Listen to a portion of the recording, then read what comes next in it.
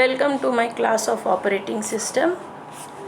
Today we will continue with the subject deadlock. First of all, let me introduce again deadlock avoidance. Deadlock prevention algorithms prevent deadlock by restraining how requests can be made. The restraints enter that at least one of the necessary conditions for deadlock cannot occur, and hence that deadlocks cannot hold. Possible side effects of preventing deadlock by this method, however, are low utilization and reduced system throughput. An alternative method for avoiding deadlock is to require additional information about how resources are to be requested. For example, in a system with one tape drive and one printer, the system might need to know that process P will request first the tape drive and then the printer before releasing both resources, whereas process Q will request first the printer and then the tape drive. With this knowledge of complete sequence of request and release for each process, the system can decide which resource to allocate first. Each request requires that in making this decision, the system consider the resources currently available, the resources currently allocated to each process, and the future requests and releases of each process. The various algorithms that use this approach differ in the amount and type of information required. The simplest and most useful model requires that each process declares the maximum number of resources of each type that it may need. Now we start with safe state. A state is safe if the system can allocate resources to each process. What we mean by allocation of resource to each process? It means up to its maximum capacity in some order and still avoid deadlock. Most formally, a system is in a safe state only if there exists a safe sequence. A sequence of process P1, P2, up to Pn is a safe sequence for the current allocation state if for each Pi the resource request that Pi can still make can be satisfied by the currently available resources plus the resources held by all Pj with j less than I. In this situation, if the resources that Pi needs are not immediately available, then Pi can wait until all Pj have finished. When they have finished, Pi can obtain all of its needed resource, completed its designated task, return its allocated resource, and terminate. When Pi terminates, Pi plus 1 can obtain its needed resource and so on. If no such sequence exists, then the system is said to be unsafe. Now, a safe state is not a deadlocked state. Conversely, a deadlocked state is an unsafe state. Not all unsafe states are deadlock. Now there are 3 points. If a system is in safe state, then it implies that there is no deadlock. If a system is in unsafe state, then there is a possibility that deadlock may occur. And third is avoidance. Ensure that a system will never enter an unsafe state. Precautions are to be taken, measures are to be taken so that the system don't enters in unsafe state. This is the diagram which represents not all unsafe states are deadlock. However, an unsafe state may lead to a deadlock. As long as the state is safe, the operating system can avoid unsafe and deadlocked state. In an unsafe state, the operating system cannot prevent processes from requesting resources in such a way that a deadlock occurs. The behavior of process controls unsafe state. It means different behavior controls unsafe state. Now there are different avoidance algorithms. Single instance of a resource type or use a resource allocation graph. Then for multiple instance of resource type, use the Banker's algorithm. It means depending on the number of instance of a resource, the algorithm is selected. For single instant, we use resource allocation graph. For multiple instance of a resource, we use Banker's algorithm. Now we learn resource allocation graph algorithms. If we have a resource allocation system with only one instance of each resource type, we can use a variant of resource allocation graph for deadlock avoidance.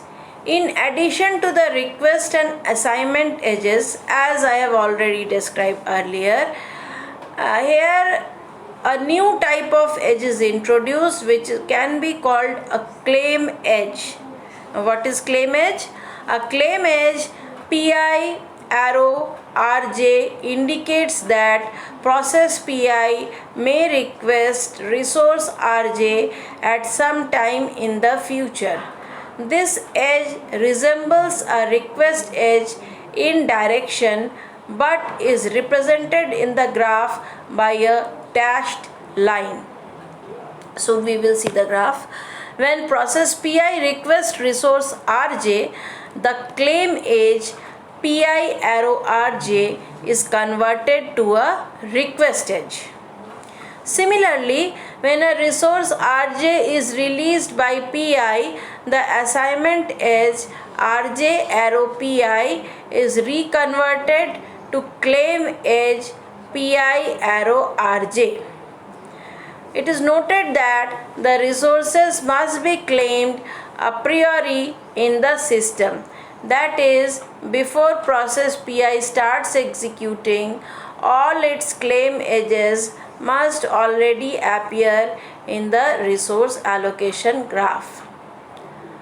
We can relax this condition by allowing a claim edge PI arrow RJ to be added to the graph only if all the edges associated with process PI are claim edges.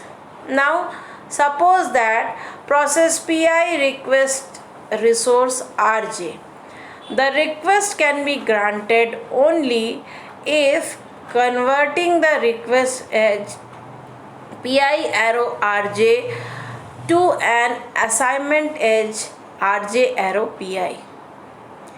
If no cycle exists, then the allocation of resource will leave the system in a safe state.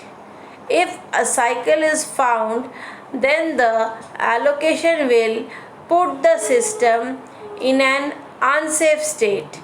In that case, process PI will have to wait for its request to be satisfied. Now This is the resource allocation graph of unsafe state. Consider the resource allocation graph as shown in the slide. Suppose that P2 request R2. Although R2 is currently free, we cannot allocate it to P2, since this action will create a cycle in the graph. A cycle, as mentioned, indicates that the system is in unsafe state if P1 requests R2 and P2 requests R1, then a deadlock occurs. Now, what is resource allocation graph algorithm? Suppose that the process P1 requests a resource Rj. The request can be granted, we have to keep this in mind, the request can be granted only if converting the request edge to an assignment edge does not result in formation of a cycle in the resource allocation graph. Now we will study Banker's algorithm.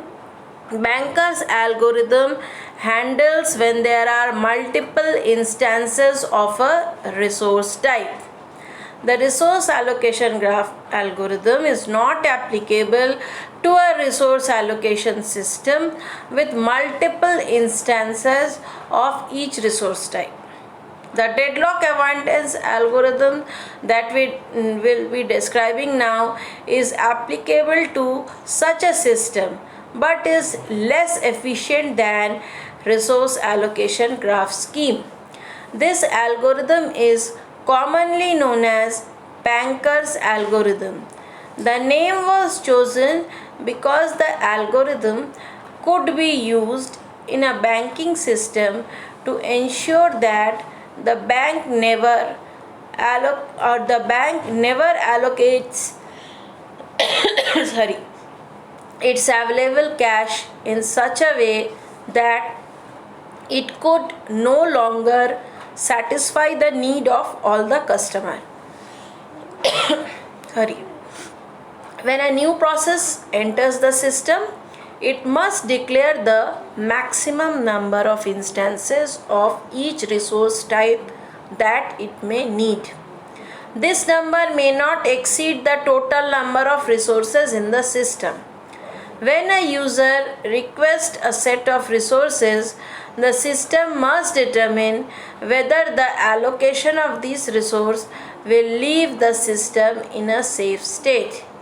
If it will, the resources are allocated. Otherwise, the process must wait until some other process releases enough resources. Now, several data structures must be maintained to implement the Banker's algorithm. These data structures encode the state of resource allocation system.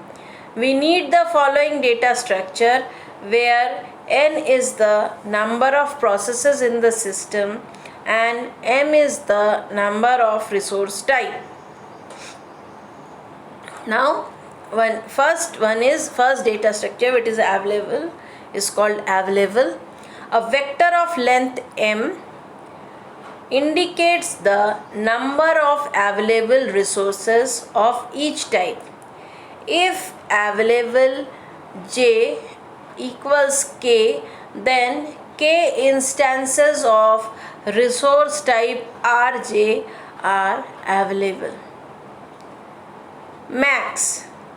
What is max? It is an n cross m matrix, defines the maximum demand of each process if max ij equals k. Then process Pi may request at most k instances of resource type Rj.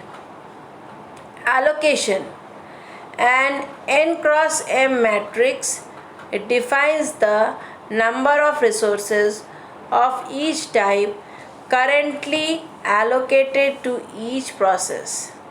If allocation ij equals k, then process Pi is currently allocated k instance of resource type R. Now, which one? This fourth one is need. An n cross m matrix indicates the remaining need of each process. If need ij equals k, then process Pi must need k more instances of resource type Rj to complete its task. It is important to note that need ij equals max ij allocation. Now we will learn, let us take an example of Banker's algorithm, which will make your idea further more clear. The algorithm is called Banker's algorithm, and that will be easier for you to understand the concept of how to handle multiple instances. To illustrate the use of Banker's algorithm, consider a system with 5 processes, P0 through P4, and 3 resource type A, B and C. Resource type A has 10 instances, resource type B has 5 instances, and resource C has 7 instances. Suppose that at times t0 the following snapshot of the system has been taken. This is the snapshot: allocation, maximum and available. Now we will calculate the need matrix. How we can calculate the need matrix? Need matrix is calculated as maximum minus allocation. So see, maximum minus allocation. For P0 maximum is 753 and allocation is 010. Then how the need matrix we calculated? It is 7, 4 and 3. Similarly for P1, the max matrix is 3, 2, 2 and allocation is 2, 0, 0. So its need matrix is 122. This is the way the need matrix is calculated. We claim that the system is currently in safe state. Indeed, the sequence P1, P3, P4, P2, P0 satisfy the safety criteria. Suppose now that process P1 requests one additional instance of resource type A and 2 instances of resource type C. So request 102 is sent. To decide whether this request can be immediately granted, we first check the request matrix is less than available matrix. That is, the 102 for 102 is less than equal to 332, which is true. This shows, here you can see, we must determine whether this new system is in safe state. To do so, we execute our safety algorithm and find the sequence P1, P3, P4, P0, P2 satisfies the safety requirement.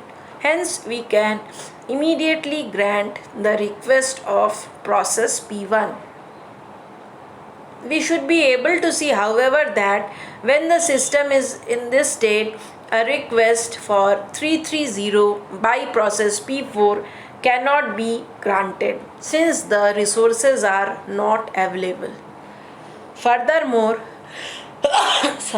Furthermore, a request for 0 to 0 by process P0 cannot be granted even though the resources are available, since the resulting state is unsafe.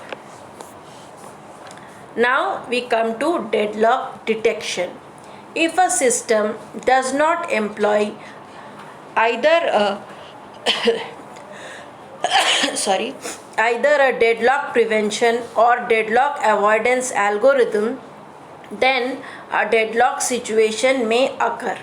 In this environment, the system may provide an algorithm that examines the state of the system to determine whether a deadlock has occurred, and then an algorithm to recover from the deadlock. So one is detection algorithm and another is recovery algorithm. Single instance of each resource type. If all resources have only a single instance, then we can define a deadlock detection algorithm that uses a variant of resource allocation graph called a wait for graph. We obtain this graph from the resource allocation graph by removing the resource nodes and collapsing the appropriate edges. Now, more precisely, an edge from Pi to Pj in a wait for graph implies that process Pi is waiting for process Pj to release a resource that Pi needs. So, this is the resource allocation graph and wait for graph. This is for several instances of same resource type. The wait for graph scheme is not available to a resource allocation system with multiple instances of each resource type. We turn now to a deadlock detection algorithm that is applicable to such a system. The algorithm employs several time varying data structures that are similar to the use of algorithms available. These are the matrix which are used in Banker's algorithm. Available, a vector of length m indicates the number of available resources of each type. Then allocation, a n cross m matrix defines the number of resources of each type currently allocated to each process. And then request, a n cross m matrix indicates the current request of each process. If request ij equals k, then process P1 is requesting k more instances of resource type Rj. Now, recovery from deadlock. Recovery from deadlock, process termination. Under process termination, to eliminate deadlock by aborting a process, we use one of the two methods. In both the method, the system reclaims all resources allocated to the terminated process. First is abort all deadlock processes. This method clearly will break the deadlock cycle, but at a greater expense. The deadlock processes may have computed for a long time, and the result of these partial computations must be discarded and probably will have to be recomputed later. Now, second one is abort one process at a time until the deadlock cycle is eliminated. This method incurs considerable overhead. Since after each process is aborted, a deadlock detection algorithm must be invoked to determine whether any process are standard or not. Aborting a process may not be easy. Now, aborting a process may not be easy if the process was in the midst of updating a file. Terminating it will leave that file in an incorrect state. Similarly, if the process was in the midst of printing data on a printer, the system must reset the printer to correct state before printing the next job. Many factors may affect which process is chosen, which include what the priority of the process is.